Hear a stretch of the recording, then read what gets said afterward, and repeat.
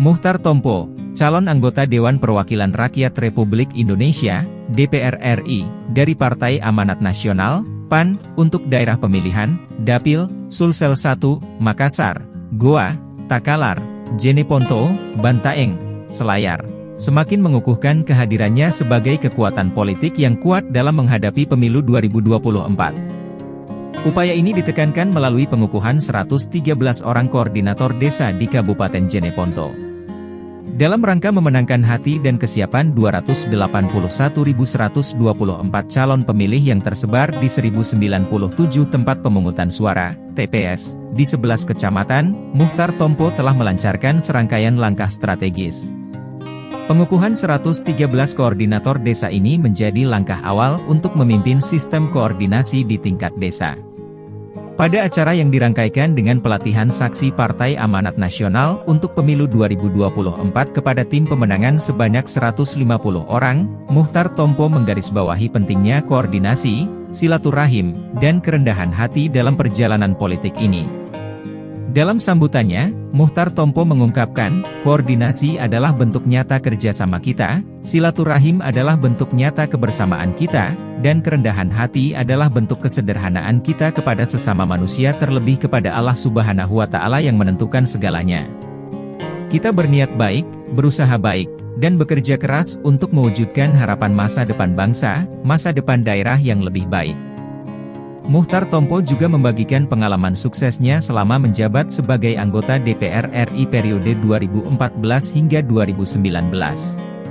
Salah satu pencapaian pentingnya adalah dalam menghadapi PT Freeport, di mana ia berhasil memaksa perusahaan multi internasional tersebut mematuhi UU Minerba dengan membangun smelter dan meningkatkan porsi saham milik pemerintah Indonesia dari 28% pada tahun 1993 menjadi 51% pada tahun 2018.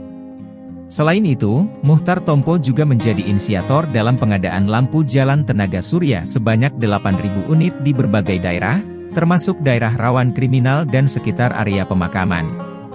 Ia juga berhasil menyediakan 5.873 unit converter kit, mesin perahu plus sistem pembakaran memakai LPG 3 kg, bagi nelayan, membantu mereka menghemat biaya operasional penangkapan ikan.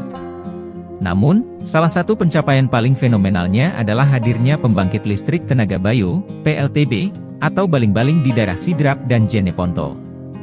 Meski proyek ini memberi harapan besar, Muchtar Tompo juga mengungkapkan kekecewaannya terkait belum adanya kompensasi yang jelas bagi masyarakat hasil dari operasional pembangkit listrik ini. Saya kecewa sekali, justru pembangkit listrik ada di Jeneponto, tapi kerap mati lampu dan sangat sedikit yang mendapatkan subsidi listrik. Insya Allah, ini akan menjadi salah satu perjuangan kita bersama nantinya.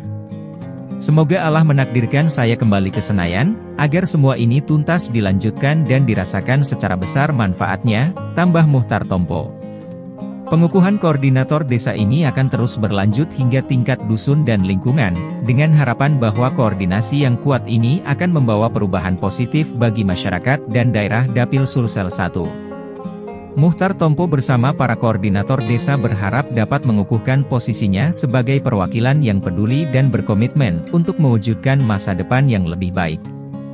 Acara ini pun ditutup dengan sesi foto bersama yang penuh semangat.